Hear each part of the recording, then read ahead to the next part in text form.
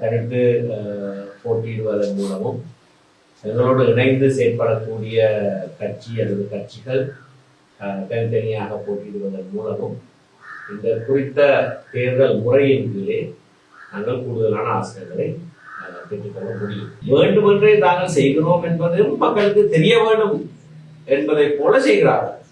இருக்கிற பயங்கரவாத சட்டம் முற்றாக நீக்கப்பட வேண்டும் என்ற கொள்கையிலே மிக மிக உறுதியாக இருந்தார்கள். 2-3 வருடங்களுக்கு முன்னர் இது சம்பந்தமாக பொது நூலகத்திலே நான் நடத்திய ஒரு ஊடகவியாளர் சந்திப்பில் எனக்கு பக்கத்திலே அமர்ந்திருந்து ஊடகவியாளர் சந்திப்பிலே பேசிய ஹேரத் அவர்களும் இதனை வலியுறுத்தி சொல்லியிருந்தார். ஆனால் 2-3 நாட்களுக்கு முன்பதாக அவரே வெளிவிவகார அமைச்சராக ஒரு புது சட்டத்தை நாங்கள் உருவாக்குவதற்கு ஒரு குழுவை அமைக்கிறோம் என்று அறிவிக்கிறார். முதலிலே கோப்புமனு தாக்கல் செய்வதற்கான தேதியில் அறிவிக்கப்படும் என்றும் அது தாக்கல் செய்யப்பட்ட பிறகு தேர்தல் தேதி அறிவிக்கப்படும் என்றும் தேர்தல் ஆணைக்குழு தலைவர் தற்போது அறிவித்திருக்கிறார். தேர்தல் ஆணைக்குழு வருகிற வியாழக்கிழமை 27ஆம் தேதி கூடுதலாக நாங்கள் அறிகிறோம். அப்பொழுது இந்த முதல் கட்ட தேதிகள் வெளியாகும் என்று நாங்கள் எதிர்பார்ப்போம். இலங்கை தமிழரசு கட்சியை பொறுத்தவரையிலே எங்களுடைய மத்திய செயற்குழு கூட்டம்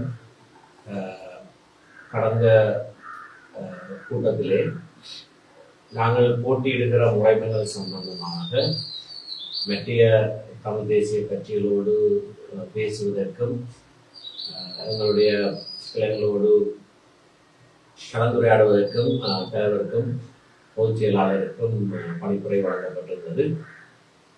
தலைவர் தற்போது மத்திய கட்சி தலைவர்களோடு பலதரப்பட்ட பேச்சுவார்த்தைகளை நடத்தியிருக்கிறார்.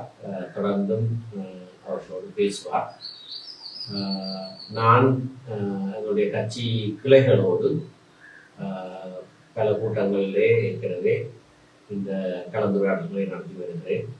தொடர்ந்தும் வருகிற நாட்களிலே மற்ற மாவட்டங்களிலேயும் இந்த கூட்டங்கள் நடத்தப்படும். எங்களுடைய கிளை உறுப்பினர்களுடைய எண்ணங்கள் கருத்துக்களை நாங்கள் உருவாக்கி கொண்டிருக்கிறோம். எங்களுடைய கட்சியை பொறுத்தவரையிலே ஏற்கனவே உள்ளாட்சி மன்ற தேர்தலிலே நாங்கள் போட்டியிடுவது சம்பந்தமான ஒரு முன்மொழிவை மத்திய தமிழ் தேசிய கூட்டமைப்புடைய இருக்கிற கட்சிகளுக்கு நாங்கள் முன்வைத்திருந்தோம். அது ஒரு முன்மொழிவாக நாங்கள் சொல்லியிருந்த போதிலும் கூட அவர்கள் அதைத்தான் தீர்மானமாக எடுத்து தனித்து போட்டியிடுவது என்று அறிவித்திருந்தார்கள்.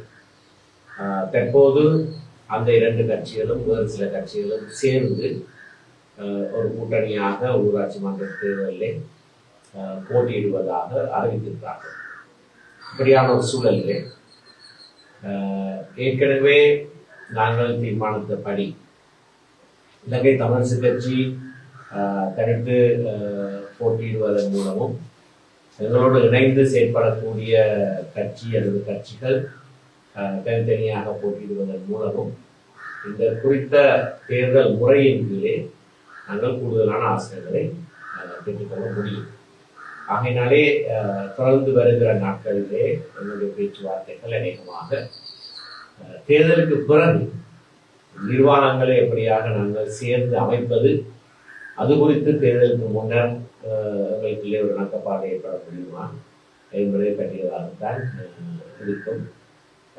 அந்த விடயங்களில் நாங்கள் இப்பொழுது மற்ற கட்சி தலைவர்களோடு எங்களுடைய கட்சி தலைவர் பேச்சுவார்த்தைகளை நடத்தும். தேர்தலில் பாதிப்பு இருக்காது. தேர்தலில் ஒன்றுக்கு மேற்பட்ட கட்சிகள் போட்டியிட்டு பிறகு ஒன்றாக சேர்வதன் மூலம்தான் நிர்வாகத்தை அமைக்கக்கூடியதாக இருக்கும். ஆகையினாலே ஒன்றுக்கு மேற்பட்ட கட்சிகளாக போட்டியிடுவது சால சிரமம்.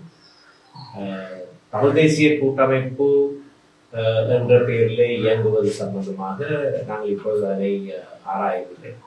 ஆனால் இலங்கை தமிழரசு கட்சி அப்படியான ஒரு நடவடிக்கைக்கு எதிரானவர்கள் அல்ல. நாங்கள் தமிழ் தேசிய கூட்டமைப்பாகத்தான் கடந்த பாராளுமன்ற தேர்தல் வரைக்கும் கூட பாராளுமன்றத்திலே இயங்கி இருக்கிறோம்.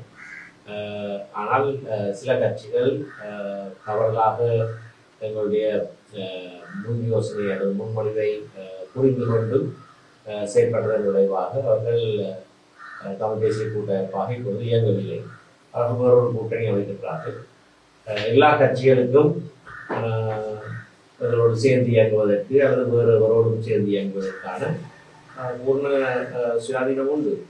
ஆகையினாலே எதிர்காலத்திலே எப்படியாக இந்த கட்சிகள் ஒன்றாக இயங்குவது அல்லது ஒன்றுபடாமல் இயங்குவது இருக்கும், அப்படியாக இருக்கும் என்பதை குறித்து இப்பொழுது எதிர்ப்பு கூறுவது கடினமான ஒரு தமிழரசு கட்சியாக எப்பொழுதுமே அனைத்து கட்சிகளோடும் சேர்ந்து, அதாவது தமிழ் தேசிய நிலைப்பாட்டில் இருக்கிற கட்சிகளோடு சேர்ந்து இயங்குவதிலே எங்களுக்கு பூர்ண இணக்கப்பாடு உண்டு. பிரதான கட்சி என்ற வகையிலே தமிழ் தேசிய கட்சிகளுக்குள்ளே மிகப்பெரிய கட்சி என்ற வகையிலே எங்களுக்கு அதற்கான பொறுப்பு இருக்கிறது. அதன் காரணமாகத்தான் எங்களுடைய கட்சி தலைவர் இதை தன்னுடைய ஒரு பொறுப்பாக ஏற்றுக்கொண்டு தானே இந்த சந்திப்புகளை ஏற்படுத்தி அதனை முன்னெடுத்து அதனை நடத்தி வருகிறார். தேர்தல் ஒன்று வருகிற காரணத்தினாலே அந்த தேர்தலிலே நாங்கள் எப்படியாக இணங்கி செயற்படலாம் என்பதை குறித்து தற்போது பேச்சுவார்த்தை நடைபெறுகிறது. அதற்கு பின்னர் ஒவ்வொரு விடயங்கள் வருகிற போது நாங்கள் என்ன மாதிரியாக சேர்ந்து இயங்க வேண்டும் என்பதை குறித்து நாங்கள் எங்களுடைய முயற்சிகளை முன்னெடுப்போம். பிரதான கட்சி என்ற வகையிலே இதற்கு இப்படியான முயற்சிகளுக்கு தலைமையை தாங்க வேண்டிய பாரிய பொறுப்பும் எங்களிடத்தில் தான். நேற்றைய தினமும் சுகாதார அமைச்சர், அமைச்சரவை பேச்சாளர் வைத்தியர் நலிந்த ஜாகிஸ் அவர்கள் இந்திய அரசமைப்பு நாங்கள் உருவாக்கியே தீர்வோம், ஆனால் அதுவரைக்கும் 13ஆம் திருத்தத்தில் இருக்கிற நடைமுறைகளை நாங்கள் தொடர்ச்சியாக பேணுவோம் என்று சொல்லியிருக்கிறார். இதை அவர்கள் சொல்லிக்கொண்டே இருக்கிறார்கள். ஆனால் புதிய அரசியலமைப்புக்கான நடவடிக்கை பிற்போடப்படுகிறது, அதையும் அவர்கள் சொல்லியிருக்கிறார்கள். ஒவ்வொரு தருணங்களே அது இப்போது நடைபெறாது என்றெல்லாம் சொல்லியிருக்கிறார்கள். எங்களுடைய கருத்து இது மிகவும் அவசரமாக மிக முக்கியமான ஒரு பணியாக உடனடியாக செய்யப்பட வேண்டிய ஒன்று. அரசாங்கத்துக்கு அதற்கான 3/2 பெரும்பான்மை இருக்கிறது. இதை செய்வோம் என்ற வாக்குறுதியை அவர்கள் இன்று நேற்றல்ல, அவர்கள் அரசியல் கட்சியாக உருவாயின நாட்டிலிருந்தே சொல்லியிருக்கிறார்கள். 78ஆம் ஆண்டு 2வது குடியரசு யாப்பு முற்று முழுதாக நிராகரிக்கப்பட வேண்டும் என்பதை அந்த யாப்பு உருவாக்கப்பட்ட 78ஆம் ஆண்டிலே இருந்தே அவர்கள் சொல்லியிருக்கிறார்கள். அது அவர்களுடைய நிலைப்பாடு. ஆகையினால் இப்பொழுது அவர்கள் பதவிக்கு வந்திருக்கிற போது அதுவும் பாராளுமன்றத்திலே தீர்மானிக்கக்கூடிய 3/2 பெரும்பான்மை சக்தியாக வந்திருக்கிற போது அதனை உபயோகித்து அவர்கள் அதனை புதிய அரசியலமைப்பை கொண்டு வர வேண்டும். அதை காலம் தாழ்த்துவதால் அதை இல்லாமல் பண்ணுகிற ஒரு செயற்பாடாக அவர்கள் இதனை செய்கிறார்களோ என்ற ஒரு நியாயமான சந்தேகம் இருக்கிறது. ஆகையினால்தான் அதனை உடனடியாக காலம் தாழ்த்தாது முன்வைக்க வேண்டும் என்று நாங்கள் வலியுறுத்துகிறோம். அதே வேளையிலே இந்த யாப்பு எப்படியானதாக இருக்க வேண்டும் என்பதை குறித்து தமிழரசு கட்சியுடைய நிலைப்பாடு என்ன மாதிரியானது என்பதை குறித்து எவருக்கும் எந்த விதமான சந்தேகமும் எள்ளளவும் கிடையாது.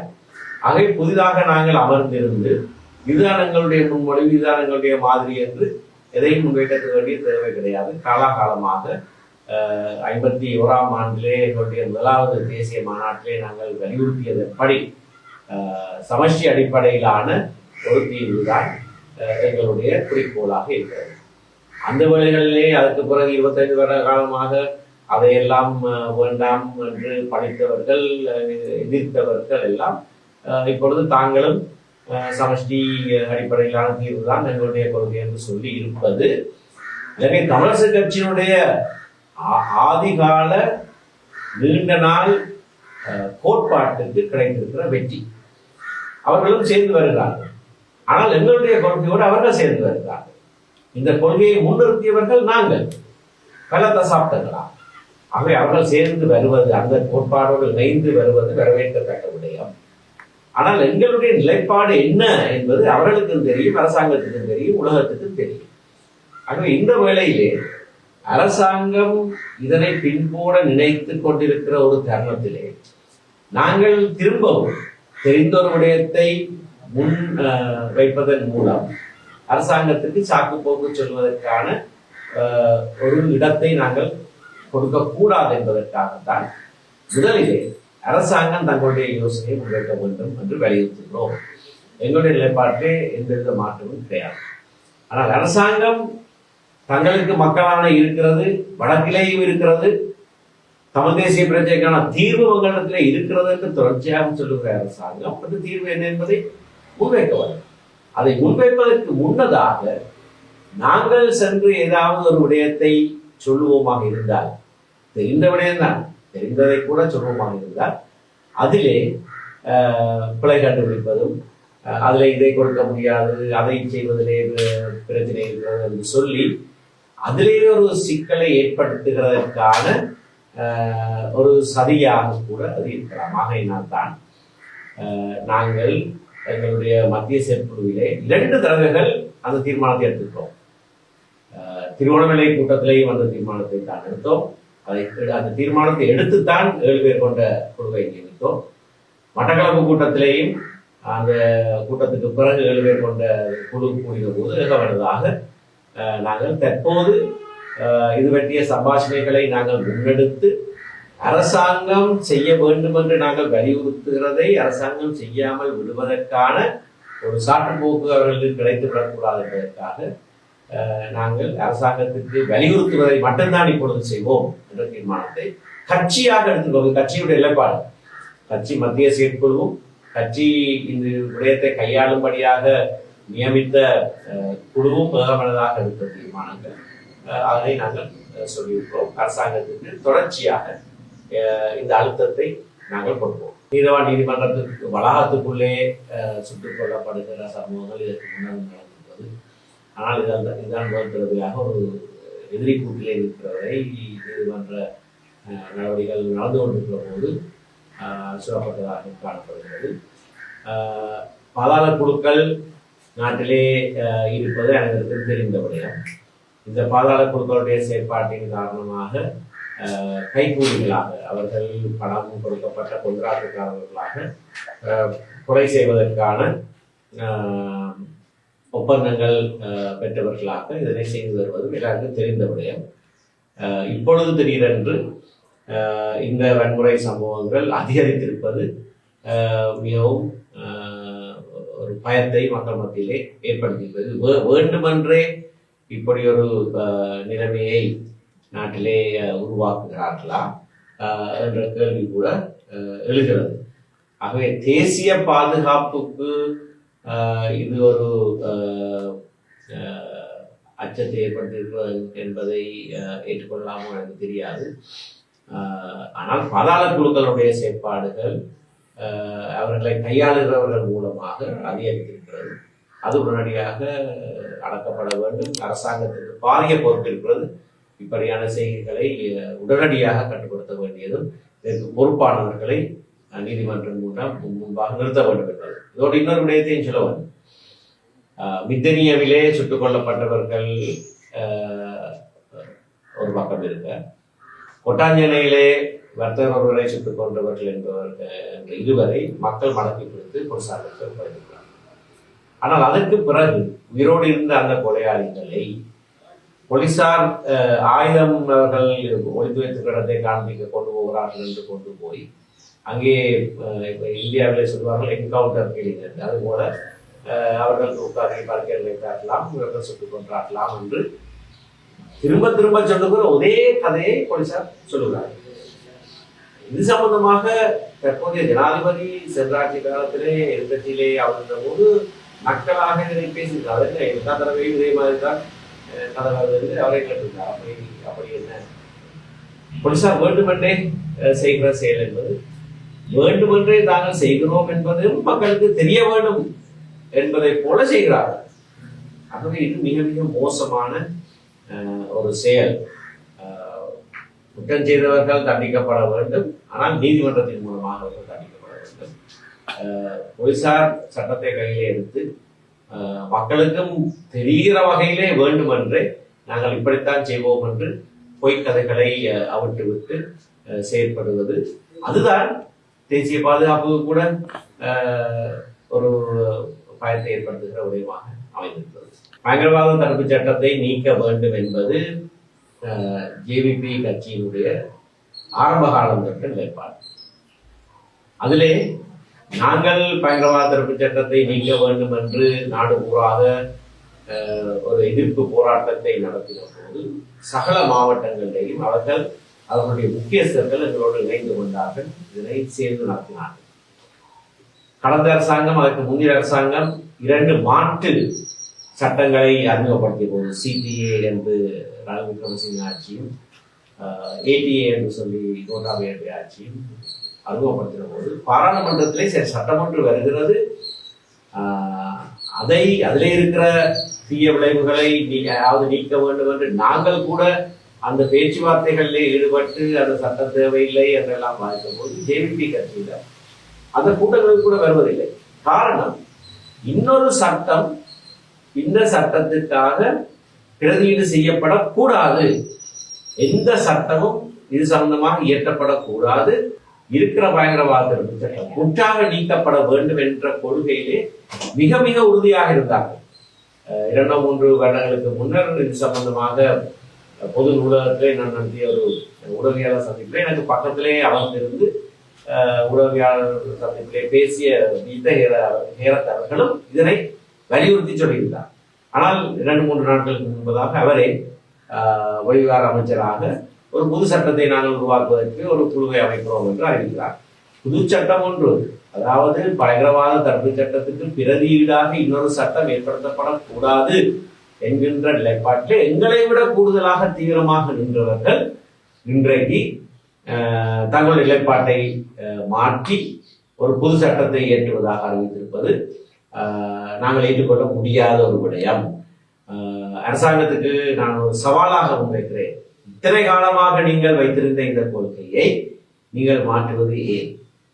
பயங்கரவாத தடுப்பு சட்டமோ அதை போன்ற ஒரு சட்டமோ நாட்டுக்கு தேவையில்லை என்பதை திட்டவட்டமான ஒரு கோட்பாடாக கொள்கையாக அறிவித்திருந்த நீங்கள் இப்பொழுது மாற்று சட்டம் ஒன்றை வரைவதற்கான காரணம் என்ன? இது மக்களை ஏமாற்றும் செயல், உங்களுடைய வாக்குறுதிகளை நீங்களே மீறுகிற செயல். ஆகையினாலே வேறு சட்டம் ஒன்றை ஏற்றுவதை கைவிட்டு பயங்கரவாத தடுப்பு சட்டத்தை உடனடியாக நீக்க வேண்டும். உங்களுடைய கொள்கையோடு இணங்கி நாங்கள் அந்த கோரிக்கையை முன்வைக்கிறோம். இந்த உள்ளூராட்சி மன்ற தேர்தலிலே எங்களுடைய மக்களுக்கு நாங்கள் ஒரு சிந்தனையை முன்வைக்கிறோம். சிந்தனை என்னவென்று சொன்னால், இப்பொழுது மத்திய அரசாங்கம் தேசிய மக்கள் சக்தியிலே கையிலே கொடுக்கப்பட்டிருக்கிறது. அது மக்களுக்கு விளங்குகிற பாணியிலே அனுரவிற்கு தோழர் அனுரவிடைய கையிலே நாடு கொடுக்கப்பட்டது. அவர்களும் தங்களுடைய தேர்தல் சுலோகமாக அனுரவோடு நாடு என்று அறிவித்திருக்கிறார்கள். அது ஜனாதிபதி தேர்தலையும் அதுக்கு பிறகு பொது தேர்தலையும் கூட அனுரவுக்கு வாக்களிக்கிறதாக சொல்லித்தான் தேசிய மக்கள் சக்திக்கு மக்கள் வாக்களித்திருக்கிறார்கள். சரி, அந்த தேர்தல் முடிந்து விட்டது. அடுத்த 5 வருடங்களுக்கு ஜனாதிபதி அனுரவ் திசாநாயக்கவும் அவருடைய கட்சி தேசிய மக்கள் சக்தியும் மத்தியிலே ஆட்சியிலே இருக்க போகிறார்கள். ஆனால் மத்தியிலே அவர்கள் ஆட்சியிலே இருக்கிறார்கள் என்பதற்காக எங்களுடைய உள்ளூர் அதிகாரங்கள், எங்களுடைய ஊர் சம்பந்தப்பட்ட விடயங்களை அவர்களிடத்திலே கொடுக்க வேண்டிய அவசியம் கிடையாது. அது எங்களுடைய கையிலே இருக்க வேண்டும். நாங்கள் ஒருபோதும் அந்த நாட்டினுடைய ஆட்சியை பிடிக்கவோ அல்லது ஜனாதிபதியாக வருவதற்கும் முடியாது என்பது எல்லாருக்கும் தெரிந்த விடயம். ஆனால் எங்களுடைய ஊரில் இருக்கிற அதிகாரங்களை நாங்கள் மற்றவர்களுக்கு தாயை வார்த்து கொடுக்கக்கூடாது. ஆனபடினால் மக்களுடைய சிந்தனைக்காக நாடு அனுரவோடு இருக்கட்டும்,